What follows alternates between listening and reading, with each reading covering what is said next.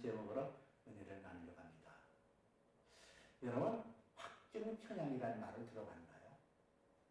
자기가 세운 정의, 자기가 갖고 있는 식견, 자기가 주장하는 어떤 논리에 벗어나는 것은 받아들이려고 하지 않는 것. 보고 싶은 것만 보고 듣고 싶은 것만 듣는 것, 이게 확증편향이라는 거예요. 근데 이 확증편향이라는 게 왜 무서우냐 하면은 진리마저도 왜곡하고 진리마저도 받아들이지 않고 내 소견에 옳은 것이 다다라고 생각하기 때문에 이게 문제가 될 수 있다는 거예요.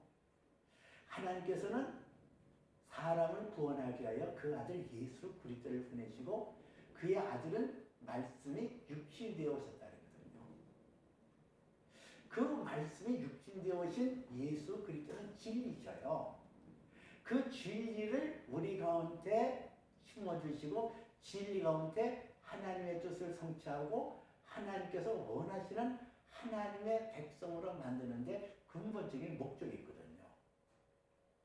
오늘 성경 본문 말씀에서도 4장 1절에 예수께서 다시 바닷가에서 가르치더니 큰 무리가 모여들거늘 예수께서 바다 위에 떠있는 배 위에서 앉으시고 온 무리는 해변가 육지에 앉았더라 이렇게 나와요. 이 다시라는 단어가 나오잖아요. 그것은 지난 시간에도 말씀드렸던 것처럼 예수님 앞에 나오는 많은 사람들이 아주 에워싸우니까 예수님께서 제자들에게 작은 배를 준비하라고 그러시고 배 위에서 가르치신 적이 있거든요. 지금 여기서도 큰 무리가 나오거늘 그랬거든요. 이 큰 무리 할 때 큰이라는 단어는 플레이토스라는 단어를 썼어요. 헬라어로. 플레이토스라는 것은 이 형용사로서 큰 것 중에 가장 큰 것을 얘기하거든요. 그러니까는 예수님의 소문이 온 팔레스타인 전역에 번져지면서 수없이 많은 사람들이 그 이전에 볼 수 없었던 많은 무리가 모여들었음을 알 수가 있어요. 이 많은 무리가 제각각 각양각색의 소원을 가지고 각양각색의 호기심을 가지고 나왔을 거예요. 그 사람들을 가르치셨다 그랬거든요. 근데 오늘 4장 2절에서는 예수께서 많은 것들, 모든 것들, 여러 가지를 비유로 가르쳤다 그랬어요. 이 비유로 가르쳤다. 그리고 마태복음 13장에서는 천국에 대한 비유를 7가지로 말씀하는데 그 7가지 비유 중에서 첫 번째로 나오는 게 씨 뿌리는 자의 비유예요. 오늘 예수님께서도 본문을 통해서 그 씨 뿌리는 자 비유에 4파트의 내용이 나오거든요. 길가가 나오고 돌밭이 나오고 가시떨기가 나오고 좋은 밭이 나오거든요. 근데 오늘 여기 성경에서는 처음으로 나온 것이 이 길가 밭이라는 얘기예요. 그 길가 밭의 비유를 통하여 우리에게 가르쳐 주시는 그 분명한 뜻이 있거든요. 이 가르치고자 하는 이 비유를 통해서 우리에게 가르치고자 하는 그 이유는 뭘까? 첫 번째는 그것을 말씀드리고요. 두 번째는 이 길가에 떨어진 씨의 비유를 통해서 뭐를 우리에게 보여주냐면은 사탄의 지지를 받는 종교 지도자들이 무엇이며 그 사탄의 지지를 받는 그 종교 지도자를 추종하는 결과는 무엇인가를 이 안에 은밀하게 내포하고 있는 것을 알 수가 있어요. 또 하나는 그 사탄의 지배를 받고 있는 형통한 사람들이 어떤 부류의 사람일까? 그리고 그 결과는 무언가? 그것을 우리에게 말씀하고 있거든요. 오늘 그렇게 3가지로 말씀드리려고 해요. 첫 번째는 사탄의 지지를 받는 종교 지도자들을 말씀하기에 앞서서 비유로 말씀하시는 이유는 뭐냐? 왜 비유로 말씀하셨을까? 오늘 4장 2절에서도 여러 가지를 비유로 말씀하셨거든요. 이 비유. 이 비유라는 것은 간단하게 말해서 하나님 나라의 영적인 진리를 우리가 일상적으로 경험하고 일상적으로 볼 수 있고 만질 수 있는 그러한 것으로 빗대어서 말하는 것이 비유라는 말이에요. 그 비유라는 것은 아주 알기 쉽게 누구나 들으면은 아 그런 거구나 하고 알기 쉽게 하는데 목적이 있어요.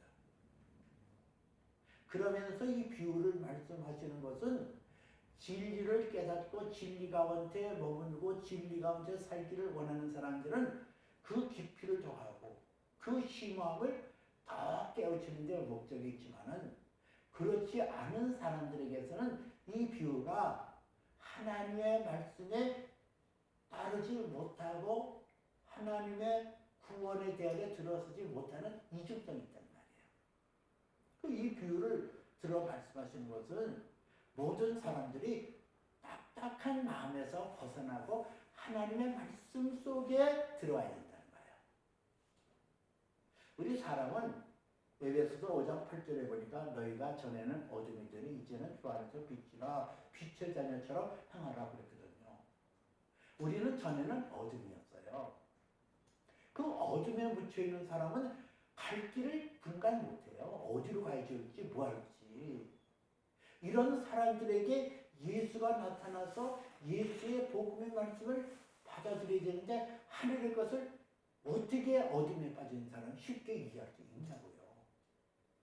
그 어둠에 빠졌다는 것은 죄 아래 있다는 얘기를 말하거든요. 이 죄 아래 있다. 에베소서 2장 3절에 보면 전에는 우리도 다 그와 같이 육체의 욕심을 따라 행하며 육체와 마음에 원하는 것을 따라 하여 본질상 진노의 자녀였더니 그렇게 나와요. 이 에베소 2장 3절에서 우리에게 가르쳐주고자 하는 그 육체의 욕심을 따라 살며 육체의 욕심을 따라 지내며 이것은 사람인데 사람은 하나님의 영의 지배를 가져야 되거든요. 지난 시간에도 우리가 말씀드린 것처럼 하나님께서 사람을 지으실 때에요. 땅의 흙을 취하여 그 코에 생기를 불어넣으니 생명이 된지라 그랬잖아요. 우리 인간은 이게 흙이에요. 이게 히브리 말로 아파르 보잘것없는 먼지예요. 근데 이 무가치하고 둥둥둥둥 떠다니는 먼지 같은 존재에 하나님의 생명이 생기를 불어넣으신 생명 리빙 소울이든지라 그랬거든요. 거기에 가치가 있는 거예요. 하나님의 말씀을 들려주고 하나님과 교제를 나누고 창조주 하나님과 우리가 교제를 나눌 때 가치가 있는데 그 하나님의 뜻을 전혀 이해하지 못하고 받아들이지 못하는 것이 뭐예요? 육체의 욕심을 따라 지내는 거예요. 짐승이 그러잖아요. 짐승들은 무슨 어떤 가치 기준이 있고 무슨 의미가 있고 뭐 있어요? 그냥 본능대로 하는 거예요. 본능대로. 그리고 육체와 마음의 소원을 따라 하며 그랬거든요. 내 마음이 원하는 대로 내가 마음에 끌리는 대로 그냥 가는 거. 이게 본질상 진노의 자녀들이라는 거예요. 다른 이들과 같이 본질상 진노의 자녀였더니 왜 본질상 진노의 자녀였다고 그럴까? 성경 요한일서에 보니까 죄를 짓는 자는 마귀에게 속하나니 마귀는 처음부터 범죄함이라 하나님의 아들이 나타난 것은 마귀를 멸하려 하시리라 했거든요. 우리가 죄 아래에 있고 어둠 가운데 있어서 죄를 지을 수밖에 없거든요. 본능이 생각하는 것이 죄악이요 행하는 것이 죄악이에요. 근데 그 죄를 지는 자는 마귀에게 속한 자랬거든요. 마귀는 도적질하고 죽이고 멸망시키려는 거거든요. 요한복음 10장 10절에 그렇게 기록되고 있잖아요. 뿐이 영혼이 됐어요. The thief only to steal and kill and destroy. 오직 하는 게 도둑질하고 죽이고 멸망시키는 것뿐이라고 그랬거든요. 우리가 죄를 지음으로 그 마귀에게 이끌려 살 수밖에 없었어요. 근데 그 마귀에게 이끌려 살 수밖에 없는 사람들을 예수님께서 오셔서 그들에게 진리의 말씀을 전하고 그 진리의 말씀으로 저들이 새로워져야 되는데 그 새로워지는 그 사람들을 영적인 세계 것을 말해봐야 들을 수 있냐? 듣지 못하죠. 죄악에 빠졌는데요. 마귀에게 속해 있는데요. 어떻게 해요? 그러니까 예수님께서 하나님의 아들이 나타난 것은 마귀의 일을 멸하리 하시느니라 그랬거든요. 예수님께서 이 땅에서 하신 일은 우리의 죄를 대신하여 걸머지고 십자가에 못 박아 죽으셨을 뿐 아니라 그 예수 그리스도의 보혈의 피로 다시 살아난 그 영혼들을 하늘의 것을 땅의 것으로 풀어서 설명하는 이 비유의 말씀을 통하여 쉽고도 온전하게 그 뜻을 깨닫고 주의 진리의 말씀에 서서 따라가도록 하는 목적이 바로 비유를 들어 여러 가지를 말씀하신 이유예요. 근데 이 하나님의 말씀을 받아들이지 않고 자기 고집대로 가는 사람이 있어요. 오늘 성경에는 그런 사람을 가리켜 뿌리로 나갈 때 덜어는 길가에 떨어졌고 새들이 와서 그것을 빼앗아갔다 그랬거든요. 오늘 두 번째 우리가 함께 말씀 나눌 것은 이 하나님의 말씀에 귀를 기울이지 않고 자기 고집과 자기 마음대로 자기 생각대로 가는 그런 길가에 있는 사람들이 있다는 얘기예요. 그 사람들을 성경에서는 종교 지도자인 바리새파 사람들, 서기관들, 그리고 대제사장들이라 그렇게 얘기를 해요. 이 길가라는 거 지금도 뭐 밭과 밭 사이에 이렇게 논두렁, 밭두렁이 있습니다만은 그 당시도 이 밭과 밭 사이에 길이 나 있어요. 근데 그 길은 사람들이 하도 다녀서 길이 곱고 길이 빤빤 이게 단단하고 그럴 것 같거든요. 그 길은 많은 사람이 들나날리는 길이에요. 마태복음 10장 13절에 보면 멸망의 문은 크고 그 길은 넓고 그 위로 들어가는 자가 많으니라 그랬거든요. 이 멸망으로 인도하는 길은 크고 그 길은 넓대요. 그래서 그리로 들어가는 자가 많다는 거예요. 이 길가라는 의미가 그런 거거든요. 저 사람도 가고 나도 가고 너도 가고 사람들마다 다 그리로 가는데 나라고 뭐 유별나게 뭐 별도 살 게 뭐 있어. 그 길 가야지. 일반적인 사람들이 가는 거예요.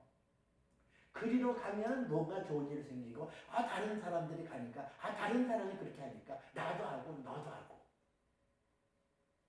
그런데 그 길이 멸망의 길이 갈 수가 있다는 얘기예요. 또 잠언서 14장 12절에서는 사람의 보기에는 바로나 필경 사망의 길이니라 그랬거든요. 여러분 이게 길가예요. 무수히 많은 사람들이 왕래해서 그 길이 평탄합니다. 그 길이 단단합니다. 많은 사람들이 지나기 때문에 옳게 보일 수 있어요. 이게 길가예요. 근데 예수님께서 이 길가에 씨를 뿌렸더니 새들이 와서 빼앗아갔다고 했거든요. 그러면서 이 풀이를 오늘 4장 15절에서는 이 길가에 씨를 뿌렸다는 것은 새들이 와서 먹었다, 빼앗아갔다는 것은 이들을 가리키니 말씀을 들을 때에 사탄이 즉시 와서 그 뿌려진 말씀을 빼앗아갔다 이렇게 표현을 해요. 이 하나님의 말씀을 들을 때 그 말씀이 그 안에서 들어가서 씨를 키워 그 씨가 발화해서 나오는 것을 방해하는 그런 사람들이 있다는 얘기예요. 안 들어. 들려지지 않아요. 길가에 씨를 뿌려진 씨예요.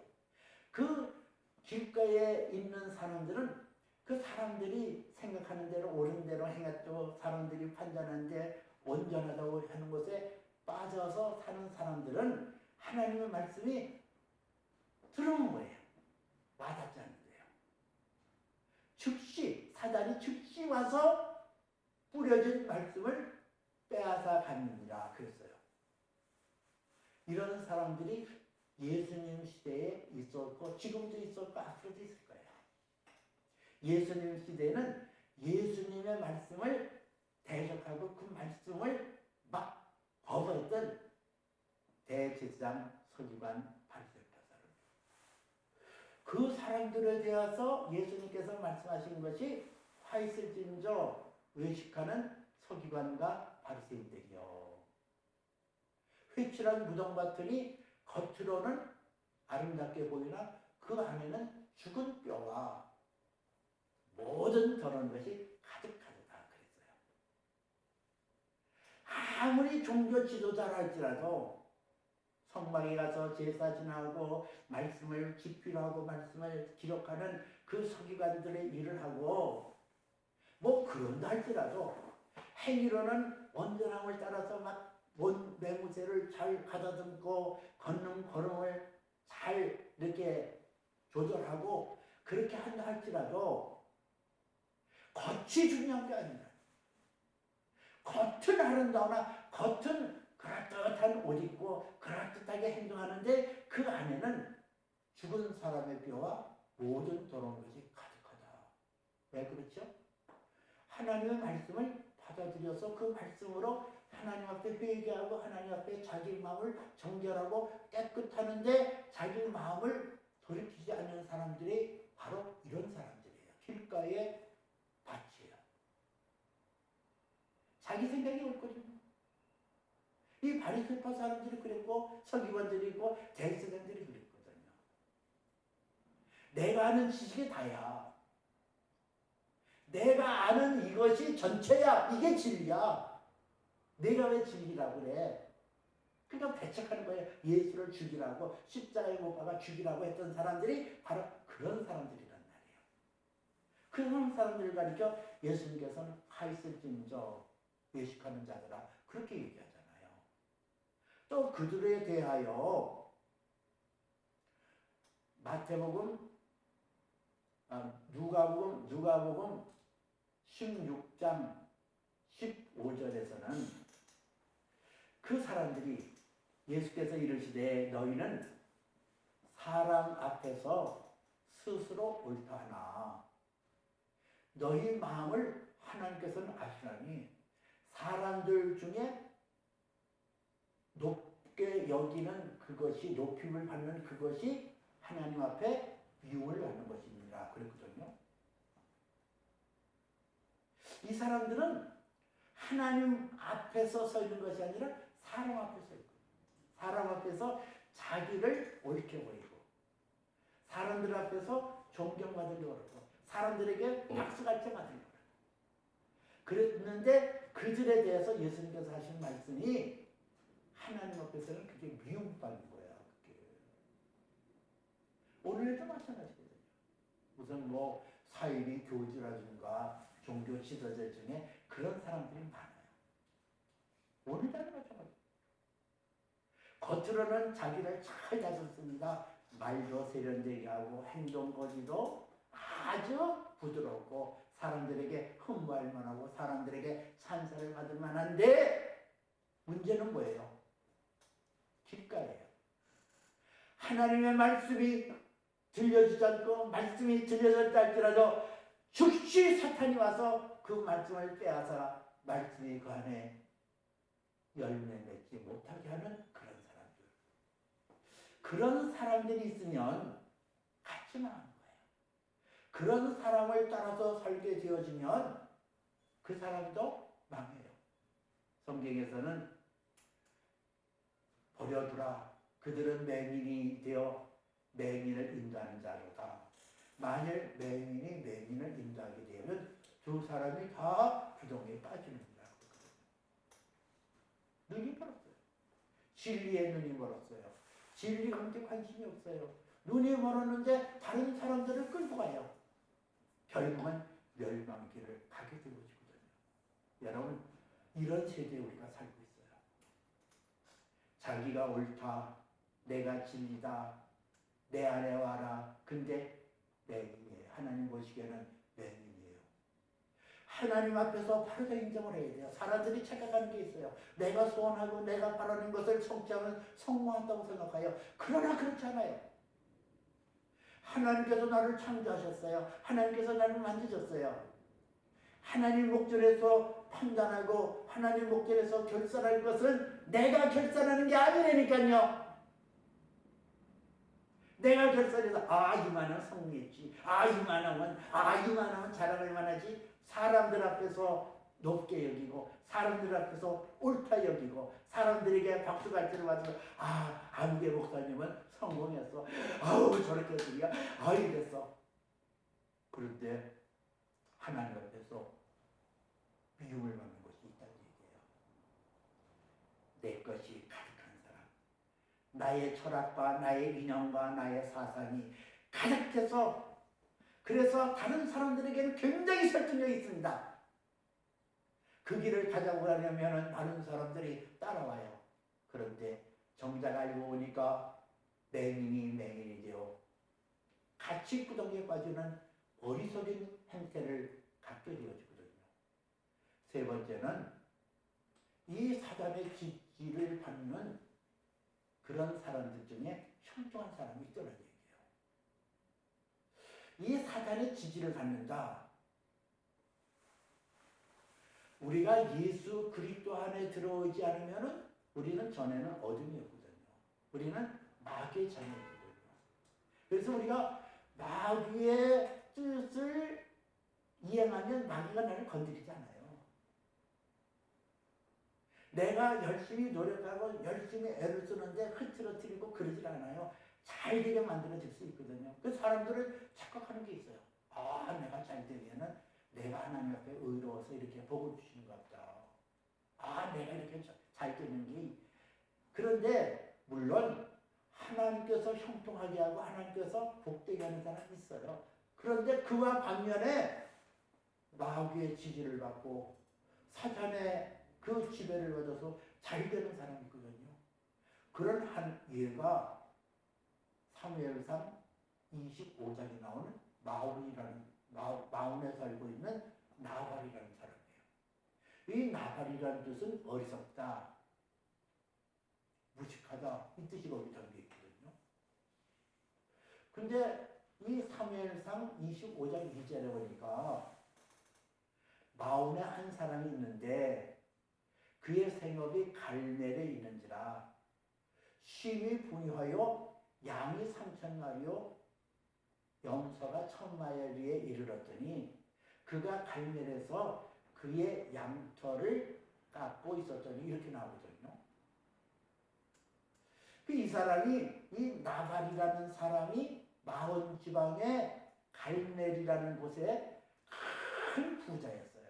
양이 3,000마리고 염소가 1,000마리니까 그건 뭐 말하는 거예요. 근데 하나님의 은혜에 사로잡히지 않고 마귀의 사탄의 지배를 받고 있는 사람의 특징은 뭐냐면은 은혜에 대한 감동과 감격이 없어요. 이게 사탄의 지배를 받고 있는 사람들의 특징이에요. 이 마온에 살고 있는 이 나발이라는 사람에게 다윗이 사울에게 쫓김을 받는 신세가 있거든요.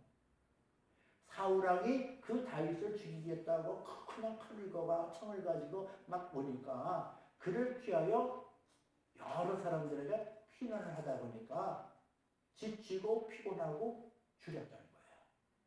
그 마온에 있는 이 나발이 양의 털을 깎는 그게 추석이거든요. 그 양의 털을 깎는 날에는 많은 음식을 장만해 놓고 하인들과 더불어 모든 식구들과 그렇게 잔치를 벌이는 것이 그 당시 풍습이었어요. 그런다는 소식을 듣고 군사 10명을 그에게 보내서 이 다윗이 지금 군사들과 더불어 이렇게 길을 떠났는데 몹시 배고프니까 좀 먹을 것을 달라. 그랬더니 이 나발 있는 사람이 아이고 요즘 주인 없이 떠돌아다니는 종들이 있다고 하더니 아니 내가 내 종과 하인에게 줄 양식과 그들에게 주려고 잡은 짐승의 고기를 그들에게 죽일 필요가 뭐가 있냐고 막 무시를 하더니 이 소식을 듣고 다윗이 격분을 하고 군사 400명에게 칼을 채우고 그 갈멜에 있는 나발을 습격하려고 막 오고 있는 거예요. 여러분, 이게 하나님의 영으로 지배를 받고 있는 사람의 특징은 하나님의 진리로 인하여 지배를 받고 있는 사람은 작은 은혜도 기억을 해요. 그리고 은혜에 대한 감동이 있고 감정이 있어요. 그러나 이것이 아니라 사탄의 지지를 받고 사탄의 영에 의해서 이끌려가는 사람의 특징은 은혜의 기억이 없어요. 은혜의 기억. 과거에 이 다윗의 군사들이 그 양과 염소 떼를 기르는 데 있어서 산울이 되어지고 그들의 보호막이 되어졌거든요. 다른 사람들이 침범하지 못하고 외적이 침범하지 못하도록 그렇게 보호해줬거든요. 근데 이 은혜를 까마득하게 잊어버리고 요즘 들어서 자기 주인을 배반하고 떠돌이 종이 있다고 하더니 그자가 그냐? 그게 누구냐? 뭐 이러고 무시하는 이 나발. 이것이 사단의 지배를 받는 사람들의 특징이거든요. 하나님의 말씀이 들어가서 그 말씀의 지배를 받지 않게 되어지면 길과 밭에 있는 사람들이 사는 모습이 이런 모습이에요. 은혜를 몰라요. 그러니까 그 다윗이 그런다는 소식을 듣고 그 부인이었던 아비가일이 불이 나게 음식을 장만하고 그래서 종들을 데리고 다윗에게 가서 사정을 하고 사과를 하면서 다윗의 마음을 풀어주잖아요. 그리고 돌아와서 그 나발에게 벌어진 사건이 사무엘상 25장 37절에 기록되어 있어요. 나발이 포도주에서 깬 후에 그의 아내가 그에게 이 일을 말하니 그가 낙심하여 그 몸이 돌과 같이 되었더라. 여러분, 우리가 하나님의 말씀을 내 안에 받아들이고 하나님의 성령의 기름 부심 받고 하나님의 사랑으로 바뀌어버리면 죽음이라는 게 두려워하잖아요. 어떤 지금 현재 죽음이 내게 온다 할지라도 죽음에 이르게 되어진다 할지라도 거기에서 두려워하거나 떨지 않아요. 그러나 길과 밭과 같이 하나님의 말씀을 거부하고 하나님의 뜻에 순종하지 아니하고 사탄의 지지를 받게 되는 사람은 가장 두려운 게 죽음이라는 거예요. 내가 죽음이 온다 할 때는 그냥 두려움이 확 들이미쳐가지고 낙심하여 오직 낙심하면 그 몸이 돌같이 되어서 열흘 만에 죽어요.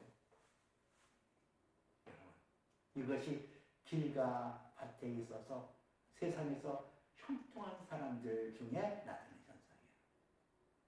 사단의 지지를 받아요. 우리가 하나님의 말씀을 받지 않았다 할지라도 세상에 속에는 오는 대로 세상 사람들이 가는 길을 가서 내가 생각하고 내가 판단하는 것이 옳다 하게 해서 그렇게 가는 사람이 세상에서 성공할 수 있고 돈도 많이 벌 수 있고 명예도 얻을 수 있어요. 그 명예와 그의 형통함이 하나님의 영으로 되어지는 것이 아니라 사탄의 지지를 받아서 그렇게 되어진다고 한다면 그 모든 것은 가치가 없어요. 그래서 마태복음 6장 25절에서는 화있을진저 지금 너희 배부른 자여 너희가 주리로다. 화있을진지로 지금 너희가 웃는 자여 너희는 애통하며 울리로다. 그런 말씀이 있어요. 지금 내가 배부르고 지금 내가 환희해졌는다 할지라도 내가 예수 믿지 않고 예수 안에 들어오지 않고 하나님의 말씀에 귀를 기울이지 않고도 그렇게 배부르고 웃을 수 있는 것이 형통한 것 아니에요. 화가 있을 때가 와요. 오늘 이 길가 밖에 떨어진 의미를 우리는 잘 살펴봐야 돼요. 길가라는 것은 내 생각, 내 옳은 대로 판단하고 내가 갖고 있는 이 고집스러운 이 마음을 말해요. 그래서 하나님의 진리를 거부하고 하나님 뜻에 불순종하는 그것을 말해요. 이거대로 살면 종교 지도자들은 자기만 말망하는 것이 아니라 그를 따르는 자들도 함께 구덩이에 빠지는 비참을 면하지 못하고, 이 길과 밭처럼 살게 되어서 형통하게 산다 할지라도, 부자로 산다 할지라도 은혜를 잊어버리고 죽음에 대한 두려움과 죽음에 대한 공포에서 벗어나지 못한다는 사실이에요.